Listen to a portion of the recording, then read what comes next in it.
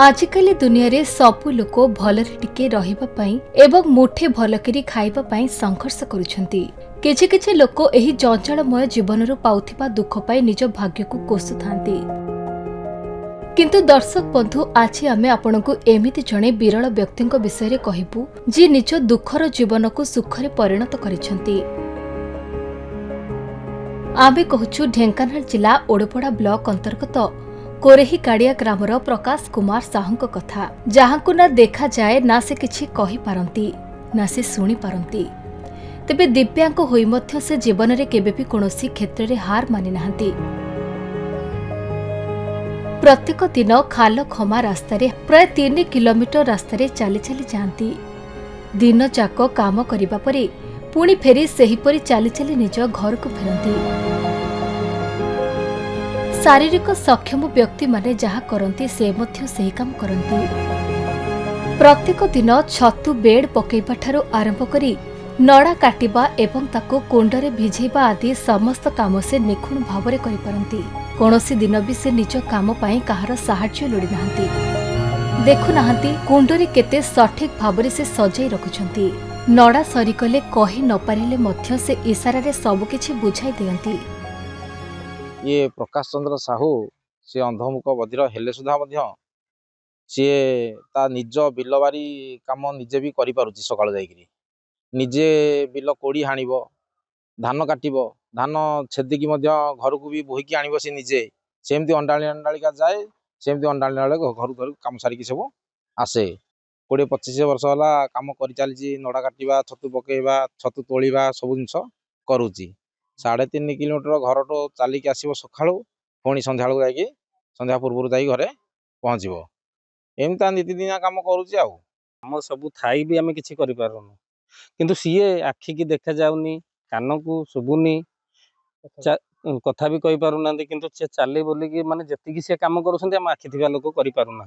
यदि आम रास्तार जाऊे आम झुंटे खसी पड़ुचे, किंतु सी रास्तार बाड़ी खंडे धरिकी धीरे धीरे से केमी सुचारू रूपे भगवान द्वारा भगवान गोटे अच्छी आकस्मिक ये कि सी केमी जाऊँच भगवान जना।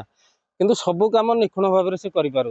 बिल बाड़ी ठू छतु फार्म पर्यंत आमर छतु फार्म आसूचे, छतु तोलिबा, से नड़ा काटिबा, आम काटिले बेसाइज हो तार बेसाइज ना। छतुटे तोलिबा निखुण भाव में कौटा कढ़ आसी कौटा कढ़ हेनी सी जाणिकी भी तोली दौरान, किंतु आम से जिन कर। सूचना अनुसार से पिलाटी दिनरू तांको बापा और मां को हराइथिले। एहा परे जीवन यात्रा रे तांको अनेक कष्ट सहिबाक पड़िथिला। हेले तांको एही समय रे सहायतार हाथ बढ़ाइथिले इंदुपुर ग्रामर जणे व्यवसायी। किंतु निष्ठुर दैव प्रकाश को ऊपरे आहुरी दाउ साजिथिला। अति आवश्यक इंद्रिय गुड़िक तांकठारु छड़ाई नैथिला। किंतु तथापि प्रकाश हार मानि नथिले। सेही अवस्था रे मध्य से निज काम को निखुण भावरे करि चलिथिले। एपरिक निज काम को से एते भल पाती जे केउ दिन भी कामरू छुट्टी नियंती नहीं। से जो दिन काम को जाई पारंती नहीं से दिन पूरा काम ठप हो जाए बोली छतु व्यवसायी कहते। तांकर एही कार्य समस्तक पई एक दिग्दर्शन अटे। मो पाखरे एई प्रकाश कुमार साहू बोले जो अंधमुख बधिर पिलाटी दीर्घ 25 वर्ष काम कर। तार बापा माँ नहांती, तार सान भाई अच्छा, किंतु तार बापा माँ से बहुत दिन हरई।